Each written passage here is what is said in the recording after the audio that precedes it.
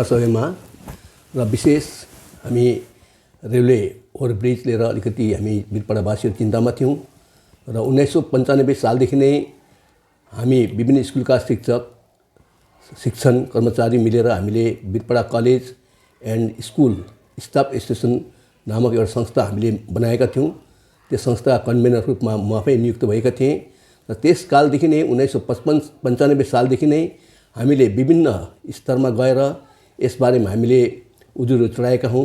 Even pollution बोर्डमा Siliguri pollution बोर्डमा पनि गएर हामीले यसबारे हामीले वहाँ दर्ता गर्दाखेरि उहाँहरूले पनि अलिकति हामीलाई सपोर्ट गर्नुभएको हो, किनभने त्यसलाई त्यो धेरैचोटि पुग्यौँ र डिआरएमको पनि आश्वासन हामीले पायौँ र आश्वासन अनुसार यत्रो वर्षमा पनि काम हुन सकेको थिएन र यसमा विशेष गरेर हामी शिक्षक समुदायहरू साथै हाम्रो वर्तमान जो एमएलए हुनुहुन्थ्यो अहिले हुनुहुन्छ उहाँ त्यस्ता हामीसँग नै संलग्न हुनुहुन्थ्यो र यसरी हामीले विभिन्न तहमा गएर हामीले जुन कामहरू गऱ्यौँ र त्यसको प्रतिफल हामीले केही सामान्य रूपमा पाए तापनि सफल चाहिँ हुन सकेका थिएनौँ र वर्तमान जुन परिस्थिति अहिले वीरपाडामा सृष्टि भएका छ र आशा छ निश्चय नै यसपालि यो हाम्रो जो अथक प्रयास र वीरपाडावासी साथै वीरपाडा संलग्न विभिन्न चियाबारीहरूका बासिन्दाहरूले जुन भोग्नु परेको असुविधाहरू चाहिँ अब समाधान हुने जुन हामीले खबर पाएका छौँ, यो खबरले हामी साँच्चै नै खुसी छौँ र हामी सबैलाई नै प्रत्येक सरकारी तह, केन्द्र सरकार, राज्य सरकार सबै तहकालाई हामी निश्चय नै धन्यवाद दिन चाहन्छौँ। तर काम चाहिँ प्राय सुरु भइहालोस् भन्ने हाम्रो एउटा उहाँहरूलाई बिन्ती। यसमा कुनै प्रकारको एकअर्कामा राग रोष पैदा नगरिकन मिलिजुली गरेर वीरपाडा अनि वीरपाडा संलग्न वासीहरूको भलाइको निम्ति यो काम चाँडै होस्, किनभनेदेखि यहाँ साँडेको जुदाई बाछाको मिचाई भन्ने कुरो चाहिँ हामी भइरहेका छौँ। यसको हामी वीरपाडाका साधारण जनताको हैसियतमा हामी यसको विरोध पनि गर्छौँ र यसकारण हामी एउटा कुरो भन्न चाहन्छु कि जुन काम अहिले सरकार दुवै पक्षबाट जुन एउटा सकारात्मक जुन एउटा कामहरू भइरहेको छ यो चाँडै नै पूर्ण होस्, किनभने यसले यो पोल्युसन साथै यहाँ हाम्रो ओभरब्रिज सँगसँगै यहाँ डोलोमाइटको यहाँ छ, त्यसले एकदमै पोल्युसन गरेर हाम्रो अहिले वीरपाडा अनि वीरपाडा संलग्न क्षेत्रका वासीहरूमा प्राय टिबी, क्यान्सर जस्ता अथवा निमोनिया जस्ता रोगहरूले ग्रसित भएका छन्। यो हाम्रोमा सर्टिफिकेट डक्टरबाट पनि हामीले सर्टिफिकेट लिएका छौँ र हामीले पोल्युसन बोर्डबाट पनि सर्टिफिकेट लिएका छौँ।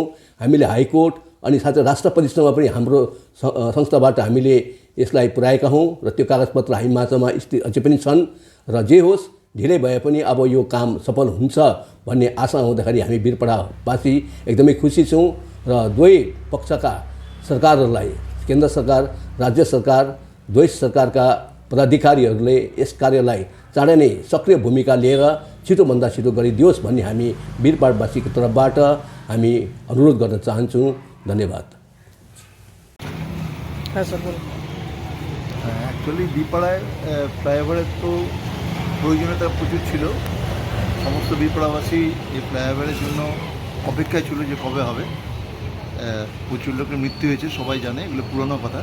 তা যাই হোক, এই ফ্লাইওভারের জন্য আমরা প্রায় 6 মাস আগে वीरपाडा যুবী ক্লাবে সমস্ত রাজনৈতিক দলের যারা নেতৃবৃন্দ ছিলেন, আমাদের এমপি ছিলেন, BJP, TMC, CPM, RSP, Congress এবং কিছু যারা সোশ্যাল ওয়ার্ক করেন তাদেরকে নিয়ে আমরা বসছিলাম এবং সেখানে সিদ্ধান্ত হয়েছিল যে আমরা ফ্লাইওভারের জন্য বিভিন্ন জায়গায় ডেপুটেশনে যাব এবং পরবর্তীকালে আমরা ডিআরএমের কাছে সেখানে সমস্ত পার্টি মিলেই দুটো ইস্যুতে আমরা ডেপুটেশন দিয়েছিলাম। একটা হচ্ছে ফ্লাইওভার, একটা হচ্ছে ডলোমাইটটা এখান থেকে শিফটিং করার জন্য।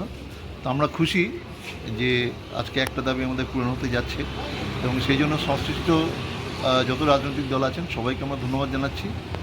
তবে যেহেতু অর্থ বরাদ্দ করছে কেন্দ্রীয় সরকার এবং মেজর একটা গুরুদায়িত্ব যেটা আছে সেটা টিএমসি বা রাজ্য সরকারের, কারণ এটা করতে গেলে কিছু উচ্ছেদ করতে হবে, সেটাকে ওভারকাম করা আমাদের রাজ্য সরকারের কর্তব্য। কাজেই আমরা वीरपाडाবাসী হিসেবে বিশেষ করে সবাইকে আমরা ধন্যবাদ জানাচ্ছি, কিন্তু বিশেষ করে কেন্দ্রীয় সরকার এবং রাজ্য সরকার দুই সরকারের কাছে আমরা কৃতজ্ঞতা প্রকাশ করছি।